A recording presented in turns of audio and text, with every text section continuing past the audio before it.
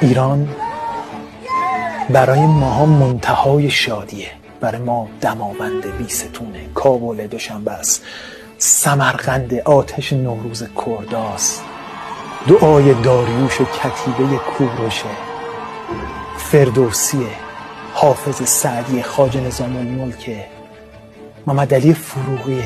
ایران برای ما حنجره قمرملوک وزیریه، پریسا. ایران برای ما صدای اون دختری که تو باکون، دختر آذری که داره مقام میخونه. اینا منتهای شادی و سرحد رنج و اندوه.